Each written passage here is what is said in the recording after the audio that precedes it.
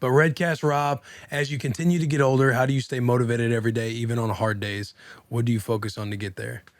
Mike, what do you got for us? I know you got some gems with that one. Man, I mean, well, it's an interesting time for me. Obviously, I'm getting older, and what I've been doing, is mixed martial arts. I know that road will end in the coming years. I'm closer to the end than I am the very beginning. So for me, I'm continuing to take a step back and look at my life from a 30,000-foot view of who Michael Chandler is, who he is as a father, a husband, an athlete, a businessman, all these different avenues. Relationships have become more important to me because I've been so focused on my craft, and eventually that craft ends. So then you're only going to be left with what you've built, the legacy that you have, and the relationships that you have around you, which you can continue to create more relationships. But I mean, for me, I have been thinking about, because my career isn't over by any means. So I have years left ahead of me, but I know eventually this thing's going to end. And I think about, okay, how do I want to be remembered? And because people ask me that all the time, like, hey, what do you want your legacy to be? And really, I think part of my legacy is never thinking about my legacy. It's just constantly working every single day, So as I've gotten older, continuing to take care of my body, continuing to squeeze every ounce of happiness and joy and impact I can out of this entire career that I've had for such a very long time. And then starting to lay the pieces of the puzzle together for what's next. How do you stay motivated though? On the hard times, especially, I know you deal with depression and stuff like that. Like, how do you stay motivated on the fucking hard days? Do you have experience in being motivated? Or I know when you get in the tank, like, I don't know about all the clinical depression and things that can go on, but I know when you get in the tank, you can kind of be in the tank. Yeah. But on days where you're kind of toeing the line, on those hard days, how do you guys stay motivated? I got to write. That's your outlet? That's my outlet. I got to write no matter what. Some days I'll be really down and my wife will like push me out the door. Like, go write. Like, go to the studio by yourself and just pick up a pen. And she's took my phone from me before. Like, just go up there and open up your laptop and just write. And that's where, some of the best songs of my career came out of too. It's always been my thing. It's something I always had. Years I was in and out of the juvenile system most of my younger life. I've went into great detail on this story on this podcast. So it's like you spend so much time getting moved around from this juvenile prison to this halfway house to this group home. One thing they could never take from me was my pen and pad. Mm-hmm. And that's kind of what kept me into music, to be honest. So for me, it's just making myself, even if I don't want to, you gotta go fucking write. I'm sure for you, it's like, I gotta go work out. Mm-hmm. Dwayne Johnson says that's his anchor. His anchor is that gym. The world can shit on him, but he's going to go in there and throw some around. He don't care how he physically feels, mentally feels, spiritually feels. He's going to go in here and throw some weight around. You know what I mean? What's that anchor for you? I think for me, when times are like hard, I feel like there's too much going on in my head. Like I'm thinking of too many things at once. So I feel like for me, like staying motivated, I have to have clarity with what I'm going after. You know what I mean? So if I have, for example, if I'm looking at staying motivated with football, right? Which this past year, I had a hard time staying motivated with training every day. I would tell the boys, even when we're going over to the gym, like I would have a tough time staying motivated to train for football because football, with UFC, it's such a violent sport. You have to do these hard things to stay in shape, to stay strong, to stay fast, all these things, because if you slacken one, it ends up coming back to you. I mean, so much so that during Thanksgiving, I was telling my family, my mom and dad, my brothers, how, I was going to hang it up. Like I was going to be done. I was starting to prepare for the next chapter, but it was so hard to stay motivated. But during like those foggy times of staying motivated and balancing the pod and trying to train and stay in shape for football, they're like, hey, am I going to play this year? Am I not going to play? I feel like it's just something where it's written down for me on what I'm trying to achieve.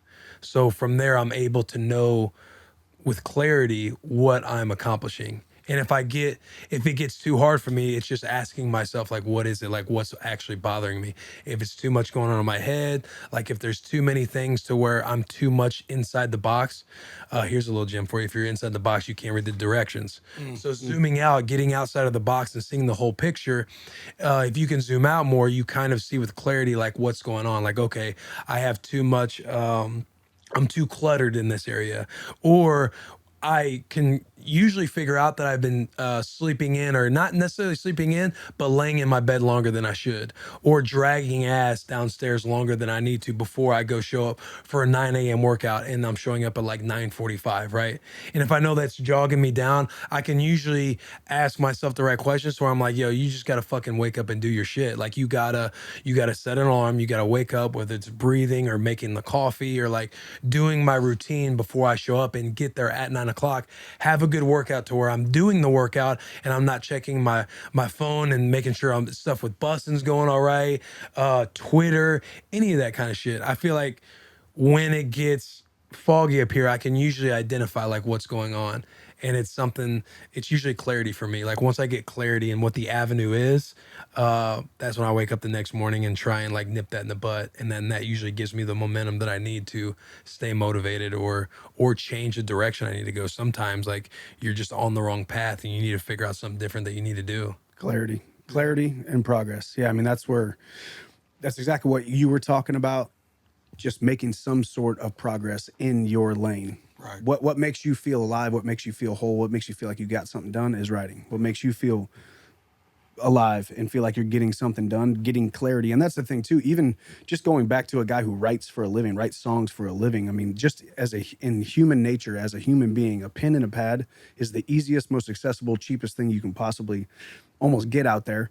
And even just sitting down and feeling like you're cluttered, a lot of times this guy just asked about being unmotivated. A lot of time we feel unmotivated because we are so overloaded with what we think we need to do, or we have too much junk going on, or Yes. we are admittedly sleeping in too much, or we're not sleeping enough, or we're making bad decisions that are continuing to add to the more mental fog. And then even for me too, going back to, which I didn't touch on earlier, is even just the gratitude, waking up every morning feeling grateful for what I have, even just the small things. I find myself when I'm in my most grateful state, when I'm continuing to think about the little things that I do have, the little wins that I do have, the blessings that I do have in my life, it's kind of hard to be foggy, negative, unmotivated, so that's what really helps me. I've learned to really zero in on what I need, right? Like sometimes when I'm really depressed, I'll have a need that I don't realize is a need until I really think about it. Like little needs, like every now and then I need to get in my truck and drive to this old country diner that I drive to that's like an hour outside of town, that I go clear my thoughts. And it's like my way of thinking. I won't listen to the radio. I'll crack the window to hear that wind come in, let that weed smoke out at the same time. And I'll drive out there, just dead silence, phone off. And every now and then I just need that. You know what I mean? Every now and then I need to go see my uncle. He lives out in the country, and I'll just drive out there and just pop up and knock on the door. They always think something's wrong. No, I just needed to come see you, man. I don't even know what I needed to talk to you about. I just felt the need that this is what I'm so caught up in, this other shit, this daddy shit and this jelly roll shit, that this husband shit, that I just, I need to get caught up in somebody else's shit. What are you doing? What's happening around here? You killed anything lately? Because you still cutting the grass? What are you doing out here, old man? You know what I'm saying? Get me in your shit for a minute. Yeah. You know what I mean? I need to get away from my shit. And that helped me a lot in my depression, is learning those moments of like, if I ever call one of y'all and I just start asking you questions, I just need to get away from my shit. Drag me deep into yours. That's you know what I'm saying? It's just well, which too, you gotta mention too, even what you said earlier, knowing what you need. Sometimes you need to take that ride, but having people around you that know what you need. Like you said, your wife takes your phone away from you. Just go up there and write. You need this. Yeah. Having the people around you that know what you need and are willing to, embrace it with you, and knowing exactly they know you as well as you know themselves, whether that's your significant other, whether that's your team, whether that's your business partners, whether that's your family, whatever it is, the people around you knowing what you need as well. Right. If you're somebody who doesn't have people around you or someone around you, I think that the common denominator of all of our answers too is you end up getting to the point of the conversation you're having with yourself, to where you ask yourself the right question, or you get to like, yeah, I need to go do this. I need to go out to my uncle's. I need to call somebody and do this. You get to figuring out like what that question is that you need to answer, to have the clarity. And then from there, like you said, you make progress. Like once you get progress, like that's what humans usually need to begin with, is just finding some kind of progress and some kind of momentum. What do we got next, Alex? You want to jump into football? We can jump into football, liven it up. We all know you got Mr. Tennessee over here. Yeah, here we go. Come on, baby. It's the best tweet of the year, dog. This tweet is underappreciated.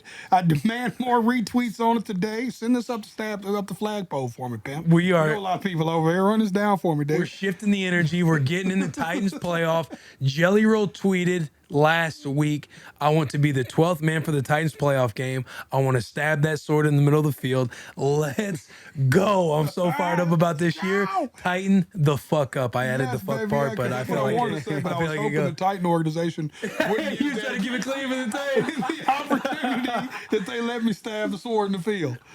I went to the organization had brought me out and put me in the cool suite for the 49ers game. Yeah. Right, I was supposed to go see Blas and them, but y'all I heard y'all didn't want me over there. No, Oh yeah, no, that's what I heard. Yeah, Taylor.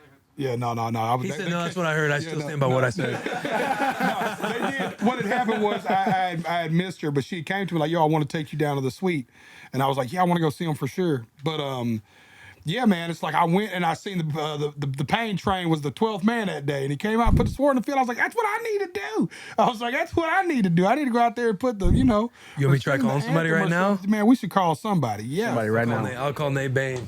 I hope you guys like this clip. If you want to continue to be for the boys, you need to like this video, subscribe to the channel, share with a friend, and check out our playlist. We have all the links right here on the screen. As always, biggest of hugs and tiniest of kisses. Also, go check out the full episodes, but always for the boys.